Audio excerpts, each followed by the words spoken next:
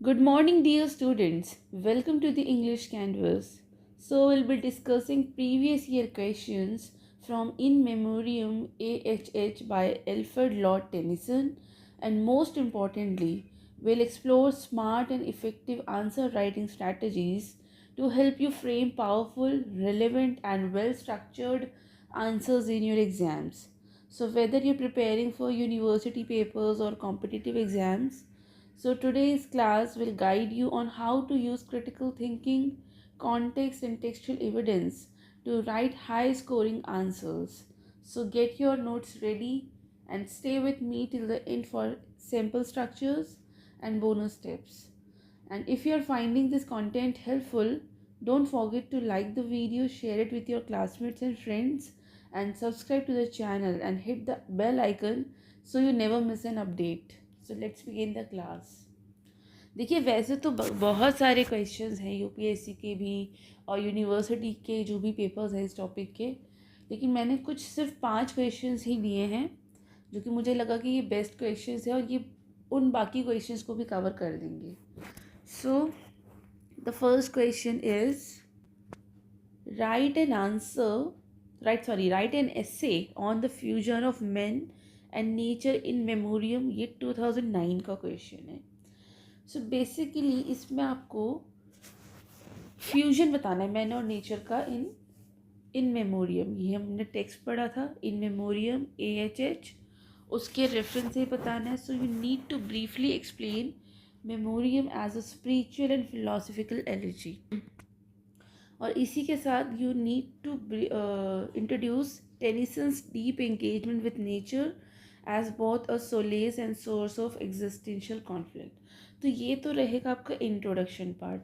इसके अलावा आपको जो बॉडी पैराग्राफ्स हैं वहाँ पर आपको नेचर एज अ यहाँ पर आपको nature as a mirror of grief दिखाना है. यहाँ पर वो सेक्शंस को यूज़ करना है जहाँ पर नेचर रिफ्लेक्ट कर रही इनर टर्मोइल को. काम डिस्पेयर है इसका एग्जाम्पल और विंटर स्टोम है इसका एग्जाम्पल. नेचर्स इंडिफरेंस में आप एक्सप्लोर कर सकते हो Tennyson's crisis of faith when nature appears brutal and mechanical.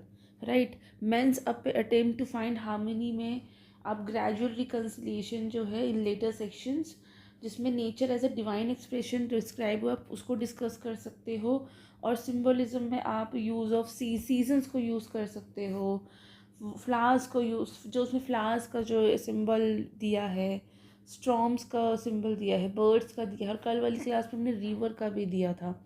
एक रिवर डेथ को सिंबलाइज कर रही है और दूसरी रिवर होम कमिंग को, तो आप वो यहाँ पर यूज़ कर सकते हो.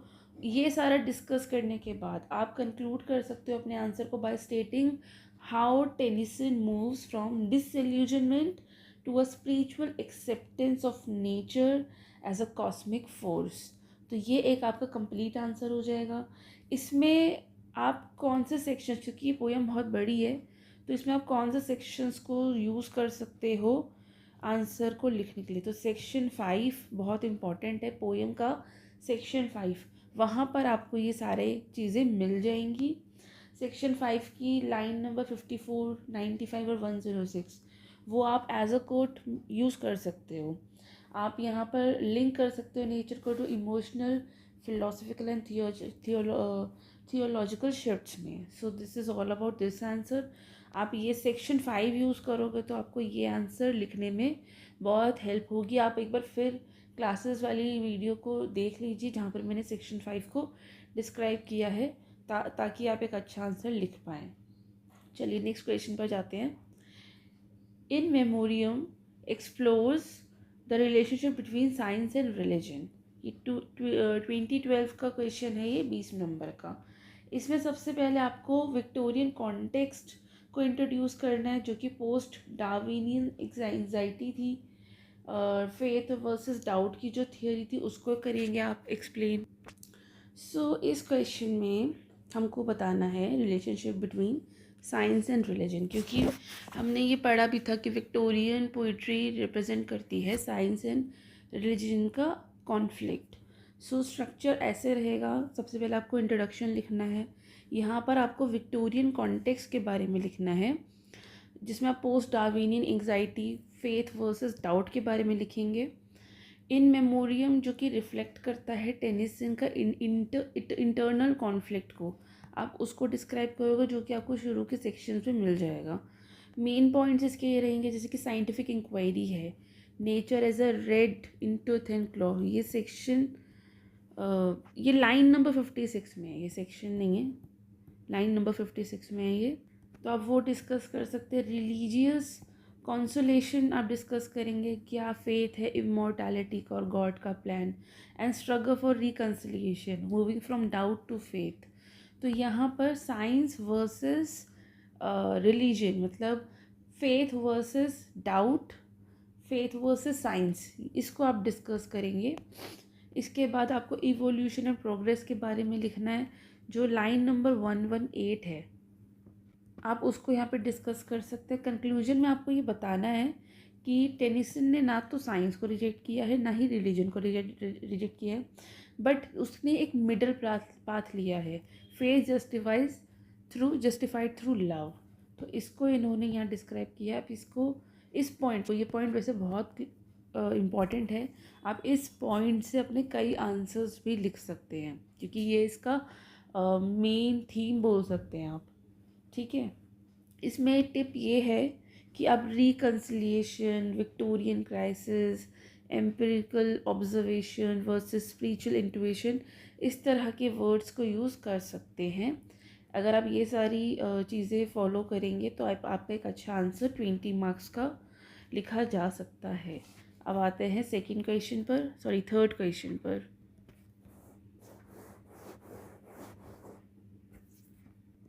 So third question is, Tennyson, poet of the personal and evolutionary past. ये 2016 का क्वेश्चन है, 15 मार्क्स का।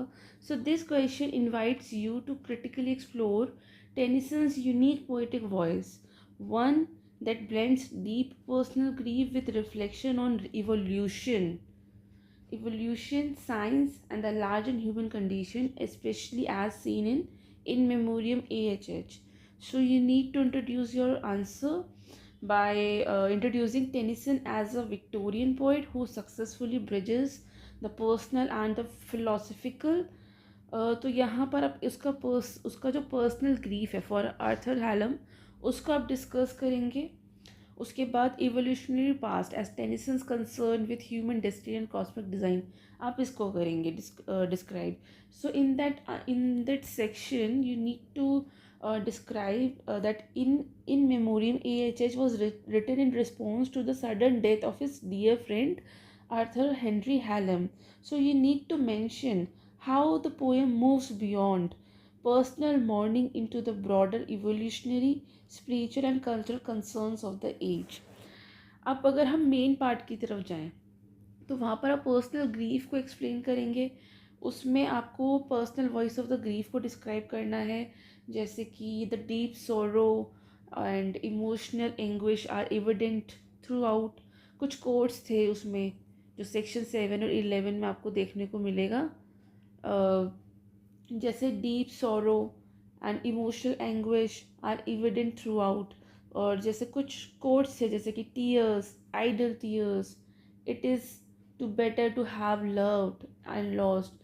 ये जो कुछ लाइंस हैं ये एक्सप्रेस करता है उसका पर्सनल मॉर्निंग को, and his love for Helen gives the poem it's emotional intensity. अब अगला है इवोल्यूशनरी विजन।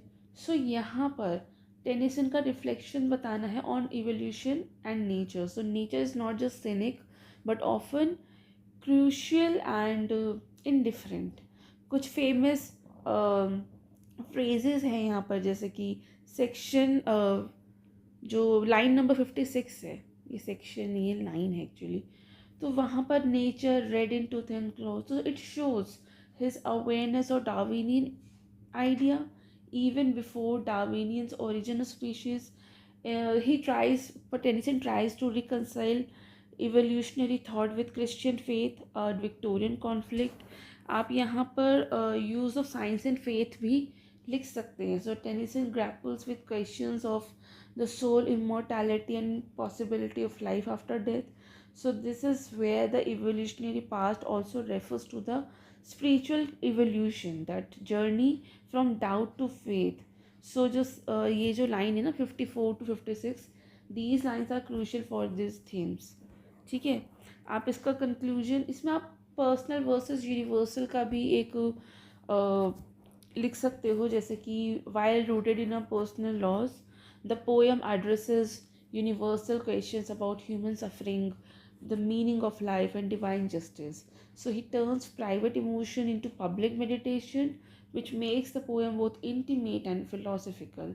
और आप ये भी लिख सकते हो यहाँ पर कि Tennyson as a bridge between romanticism and Victorian rationality, क्योंकि यहाँ पर romantic lyricism of love, memory, and nature is fused with Victorian rationality, progress, and doubt is here. Tennyson ने internalizes किया है the scientific and philosophical debates of his time, reflecting the evolution of thought. आप conclusion कर सकते हैं, जैसे you can conclude by saying that Tennyson in memoriam embodies the Victorian poet who expresses private sorrow and the public anxiety together. His ability to merge personal elegy with evolution and theological reflection rightly earns him the title of the poets of the personal evolution past. सो यहाँ पर आप emotional यूनिवर्सिटैलिटी को use कर सकते हो, scientific vocabulary as analytical lenses आप use कर सकते हो. तो आई थिंक ये बहुत है इस आंसर के लिए. आप इसको फॉलो करेंगे तो आप एक अच्छा आंसर लिख सकते हैं. Now the fourth question is, हाँ जी, तो फोर्थ क्वेश्चन है not just an elegy but a philosophical poem. तो यहाँ पर आपको इन मेमोरियम AHH को डिस्क्राइब करना है कि ये सिर्फ एलेजी नहीं है बल्कि एक फिलोसफिकल पोएम भी है. सो यहाँ पर आपको इंट्रोडक्शन में एलेजी को एक्सप्लेन करना होगा और एक्सप्लेन करना होगा कि कैसे इन मेमोरियम एक एलेजी बनती है. So begin by defining in elegy a poem. Elegy होती क्या है? It's a poem, it's a mourning poem. Mourn करते हैं इसमें about a personal loss usually marked by sorrow. तो आपको ये यहाँ पर डिस्क्राइब करना पड़ेगा. And you need to mention while In Memoriam AHH begins as an elegy for Arthur Hallam. It soon expands into a deep philosophical exploration of faith versus doubt, science versus religion, and life, death and immortality. अब यहाँ पर लिख सकते हो, आप ये भी लिख सकते हो कि In Memoriam is more than a personal element.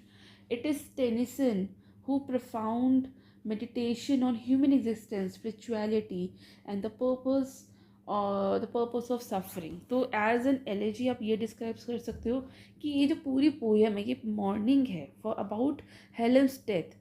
और यहाँ पर यूज़ हुआ है पर्सनल लॉस का, लेकिन ये फिलोसफिकल थीम भी है क्योंकि यहाँ पर ये फेथ वर्सेस डाउट की बात हुई है, human suffering and divine purpose की बात हुई है. सिर्फ उसने अपने फ्रेंड के मर जाने की बात नहीं की है, उसने ह्यूमन सफरिंग्स की बात की है, फेथ वर्सेस डाउट की बात की है, टाइम, मेमोरी, इमोर्टैलिटी की बात की है, and nature's role in spiritual growth. वो लास्ट वाले सेक्शन में बोलते हैं ना कि अगर आपको हील करना है तो you could spend your time with nature. जैसे खुला आसमान आप देख लो. और वैसे भी अगर आप रोमांटिक पोइट्री पढ़ते हैं तो उसमें भी यही सब लिखा है कि जब भी अगर आपको कुछ पर्सनल ग्रीफ है तो nature can help you in a very best way to heal your wounds, to heal your grief. तो आप ये यहाँ लिख सकते हो. सो इसको पूरे को कहने का मतलब ये है, In Memoriam is more than personal limit. It is Tennyson's profound meditation on human existence, spirituality and the purpose of suffering. Main points यहाँ पर आप कुछ और भी ऐड कर सकते हो, जैसे कि ये पर्सनल ग्रीफ है that runs throughout the poem. ठीक है, इसमें क्लाइम ना, I hold it true whatever befall, it is better to have loved and lost.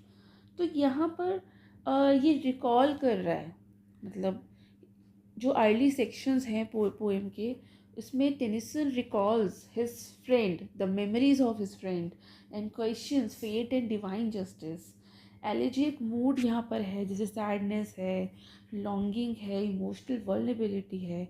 लेकिन इसी के साथ साथ कुछ फिलोसफिकल थीम्स भी हैं, मतलब फिलोसफिकल थीम्स भी हैं यहाँ पर। जैसे कि क्या, जैसे कि conflict between science and faith, जिसको हम कह सकते हैं faith versus doubt. In this section you can write like Victorian crisis of faith, emerging science discoveries, जैसे कि इवोल्यूशन की डिस्कवरी हुई, that evolution discovery versus traditional Christian belief. अगर आप साइंस पढ़ी है आपने, क्योंकि अगर आप यूपीएससी स्टूडेंट रहे हैं या आपने 10th तक तो साइंस पढ़ा होगा, तो आपने देखा होगा कि क्रिश्चियन बिलीफ जो कहता है कि वो तो ये कहता है कि भगवान ने इंसान बनाया, एडम बनाया, एडम की रिप से ईव को बनाया और ऐसे फिर दुनिया चलने लगी। लेकिन जो साइंस है, जो इवोल्यूशन है, वो तो बहुत बड़ी थ्योरी बताता है, कई हज़ारों लाखों साल पुरानी, कि जब इंसान जैसा आज दिखता है वो तब ऐसा था भी नहीं। अगर आप साइंस स्टूडेंट रहे हैं या हैं या आपको नॉलेज होगी तो आपको ये चीज़ पता रहेगा। आप तो ये भी तो कॉन्फ्लिक्ट है ना बिटवीन साइंस एंड फेथ। तो इसको आप देखिए, मतलब Christian, traditional Christian belief versus scientific discoveries, यहाँ पर ये लिख सकते हो आप। और जैसे Tennyson struggle to find faith in a world ruled by reasons, तो आप ये लिख सकते हो। नेचर एंड द यूनिवर्स की आप बात कर सकते हैं ना, nature's role in spiritual growth, तो यहाँ पर आप नेचर एंड द यूनिवर्स की बात कर सकते हो। Nature is not always benevolent like nature's red in to thin glow. तो यहाँ पर फिलोसफिकल क्वेश्चन रेज होते हैं, जैसे कि is nature govern by a divine plan, ये क्वेश्चन है कि नेचर को क्या डिवाइन प्लान गवर्न करता है। Does grieve have meaning in any indifferent universe, मतलब किसी इन डिफरेंट यूनिवर्स में ग्रीफ का भी कोई मतलब है। आप ये यहाँ डिस्कस कर सकते हो। इसके अलावा आप इमॉर्टैलिटी एंड सोल की बात कर सकते हो।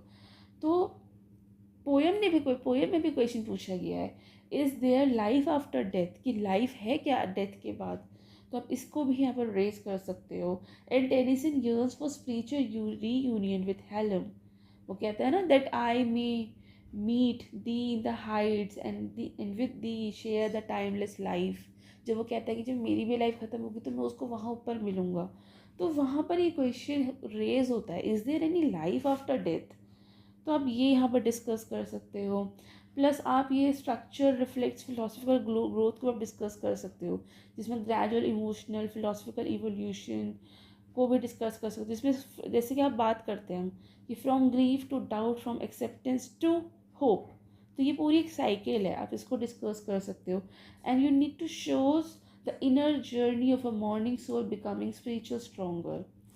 ठीक है, यहाँ पर आप कुछ सिम्बल्स को भी यूज़ कर सकते हो, जिसकी light versus darkness, knowledge versus ignorance, hope versus despair, life की अनसर्टेनिटी की बात कर सकते हो, इमोशनल टाइड्स की बात कर सकते हो, टाइम एंड सीजन्स की बात कर सकते हो, that movement towards healing.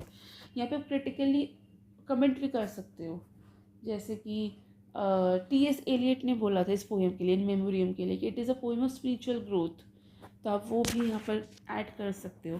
Conclusion में you can wrap up your answer bye affirming that central idea that is in memoriam is not limited to mourning Hallam's death, but also it grows into a universal reflection on the meaning of life, loss, and love. So this blend of elegy and philosophy is what makes the poem so enduring and intellectually rich. तो यहाँ पर existential questioning जैसी चीज़ें, metaphysical meditation, Victorian intellectualism को अगर आप use करेंगे तो आपका एक अच्छा आंसर हो जाएगा, और इस क्वेश्चन का एक बहुत ही अच्छा आंसर लिखा जा सकता है। Now the last question for the class is the imagery of darkness and light. ये 2020 का क्वेश्चन है, 20 मार्क्स का है, तो चलिए इसको डिस्कस करते हैं। सो यहाँ पर हमें डार्कनेस और लाइट की बात करनी है। So you can begin your answer with a general idea like in memoriam uses symbolic imagery to depict the emotional and philosophical journey of the poet। जो डार्कनेस और लाइट की बात हुई है यहाँ पर, they are not just natural elements in the poem but metaphors for darkness और light को यहाँ पर मेटाफर भी लिया गया है। जैसे डार्कनेस रिप्रेजेंट करता है डेस्पेयर को, डिस्पेयर, इग्नोरेंस एंड डेथ को, और लाइट रिप्रेजेंट करता है होप, डिस्पेयर का ऑपोजिट, इग्नोरेंस का ऑपोजिट नॉलेज, एंड डेथ का opposite immortality. So these images evolve as Tennyson's process grief and seeks meaning, right. सो सबसे पहले आप इंट्रोडक्शन लिखेंगे जिसमें आप डार्कनेस को रिप्रेजेंट कर सकते हैं एज ग्रीफ, मतलब darkness represents grief, death, loss and despair. So early sections जो हैं पोएम के which are dominated by the imaginary of darkness, and it represents, so these sections represent emotional numbness, loss of faith, and spiritual confusion. जो section 7 है जहाँ dark house, blank day, काम despair इसकी बात हुई है, हम उसको वहाँ पर लिख सकते हैं. और सेक्शन जो यही वाला सेक्शन है इसमें एक लाइन है, be near me when my light is low, when the blood creeps and the nerves prick. आप इसको ढूंढ सकते हैं इस लाइन को. So these two lines reflect the poet's helplessness and longing for the comfort, right. तो आपने यहाँ पहले डार्कनेस को कर दिया एक्सप्लेन. अब लाइट को करेंगे. जो आप लाइट को करेंगे तो लाइट क्या रिप्रेजेंट करता है? Light symbolises hope, love, divine presence, and as the poem progresses the light begins to appear. और जो लेटर सेक्शंस हैं हमारी पोएम के, वहाँ पे आपको लाइट की अपीयरेंस दिखेगी, because it symbolises clarity, understanding and the return to believe. So the light of memory, the light of reason and eventually divine light. तो सेक्शन 5 में एक लाइन है, a beam in darkness let it grow. So ये light की बात हो रही है. Light helps Tennyson to move beyond grief. So ये लेटर सेक्शंस में आपको दिखी है. एग्जाम्पल है फॉस्फर, डॉन, रिसरेक्शन इमेजरी. तो ये आपको यहाँ पर ये दिखाया. बाकी आगे पोएम में, पूरी पोएम में डेवलपमेंट भी हुआ है इसका, जैसे कि ट्रांजिशन हुआ है, transition and blending of both light and darkness. So Tennyson often shows a tension or movement between the two, right. जैसे अर्ली सेक्शन में डार्कनेस डोमिनेंट थी, मिडल पार्ट्स में interplay of darkness and interlight चला, end में emergence of light, acceptance and transcendence दिखा आपको. So this shows that grief and joy are intermixed and healing is not linear. So this imagery becomes philosophical, just not emotional. तो darkness और light जो है as a symbol of knowledge and mystery यहाँ पर represent होता है. Light represent कर रही है रेवलेशन को, साइंस को, रीजन को. डार्कनेस रिप्रेजेंट कर रही है थिंग्स. सो डार्कनेस रिप्रेजेंट कर रही है थिंग्स अननोएबल को, डिवाइन मिस्ट्रीज को. So Tennyson doesn't fully abandon darkness, he learns to coexist with it. So conclusion में आप लिख सकते हैं लाइट एंड फेथ के बारे में. By the end of the poem there is resolution and transcendence. So the movement from darkness to light mirrors Tennyson's journey from mourning to spiritual renewal. तो यहाँ पर उसका फेथ रिटर्न हुआ है, right prevail हुई है. Right prevails not by dismissing grief but by embracing it as a part of human condition. एक final hope उसके मन में आई है, मतलब कि आफ्टर लाइफ रीयूनियन होगा उसका उसके दोस्त के साथ. सो रीयूनियन द आफ्टर लाइफ, उसके मन में एक होप आई है. एंड लाइट एज इटर्निटी भी यहाँ पर है. So you can conclude your answer by sum of that Tennyson uses the recurring imagery of darkness and light to mirroring his internal journey. This symbolic contrast helps articulate not just the pain of loss but also the path to wisdom, healing and hope, right. और इसमें एक बहुत important tip है कि you can compare imagery to classical elegiac tradition and Victorian metaphors to the of the soul. So इतना आप अगर आप ध्यान से आपने समझा होगा, मैंने आपको जो जो पॉइंट्स दिए, अगर आप इसको यूज़ करें और साथ में पोएम का जो ये टेक्स्ट है इसको आप यूज़ करें तो आप एक अच्छा आंसर लिख सकते हैं. आप अपने आंसर्स को, जितने भी क्वेश्चन हमने डिस्कस किए या नहीं भी किए हैं, आपका अपने पास कोई क्वेश्चन है, आप उस क्वेश्चन के साथ अपना आंसर लिखकर मुझे कमेंट सेक्शन में दिखा सकते हैं. मैं पूरी कोशिश करूँगी कि उस आंसर को पढ़कर, उसको चेक कर उस पर अपना फीडबैक भी दे सकूं. So that brings us to the end of today's insightful session. We explored 5 powerful, frequently asked questions on In Memoriam AHH by Alfred Lord Tennyson and discussed in detail how to approach them with effective answers, writing strategies. I hope this helps you structure your answers with great clarity and depth with confidence.